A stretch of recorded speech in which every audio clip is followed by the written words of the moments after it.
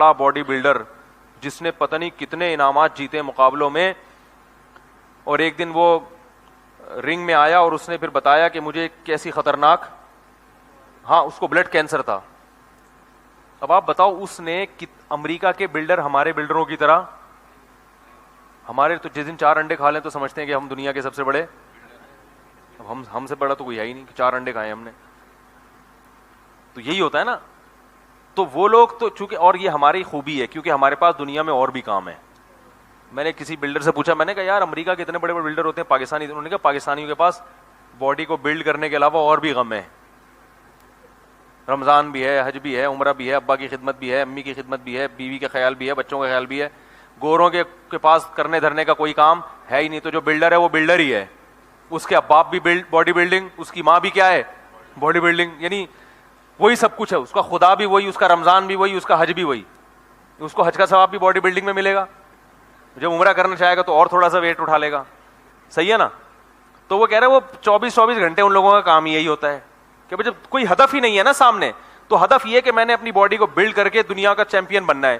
تو اب وہ صبح گھسے گا جم میں, پھر پولیس آئے گی اس کو نکالنے کے لیے, باہر آ جا بھائی بہت ہو گئی. ٹھیک ہے نا. پھر جب وہ سوتے ہیں, کیونکہ باڈی بلڈر کو سونا زیادہ پڑتا ہے, تو گھوڑے بیچ کے سوتے ہیں, فجر ظہر عصر مغرب عشاء کا کوئی پرواہ نہیں. ان کو ڈاکٹر نے بتایا تو اتنی دیر تم نے ایکسرسائز کی ہے تو اب اتنی دیر سو جاتا ہے. ہم سوئیں گے, ابا آگے ایک لات مار کے اٹھائیں گے, اٹھ بے تجھے میں نے انڈے لینے بھیجا تھا, کیا کر رہا ہے تو, کیا خیال ہے بھائی, تو اب جنت بھی ہے نا, اب جہنم بھی ہے. تو ہم اٹھیں گے, ابا کیا مسئلہ ہے. انگریزوں کے ابا ابا کی ٹینشن انہوں نے پالی بھی نہیں ہے. ٹھیک ہے نا.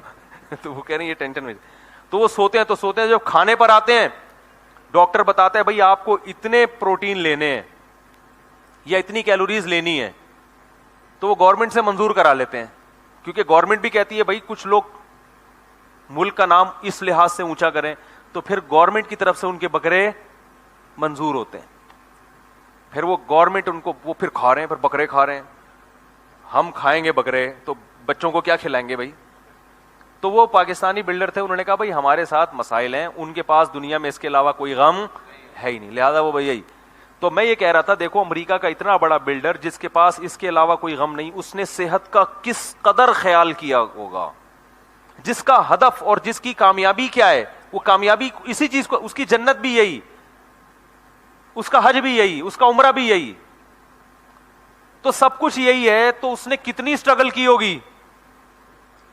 ویکسینیشن بھی چل رہی ہوگی, ہر طرح کے حفاظتی ٹیکے بھی لگ رہے ہوں گے, ساری ویکسینیشن بھی مکمل, اور ہر وقت ڈاکٹر آ کے چیک اپ بھی کرتے ہیں ان کو. تو فری جب دیکھتے ہیں نا گورنمنٹ کوئی اس شعبے سے مخلص, تو گورنمنٹ خود ان کو پھر جو ہے وہ پروموٹ کرتی ہے. تو ساری چیزیں مل رہی ہیں, مگر کتنی خطرناک بیماری, بلڈ کینسر.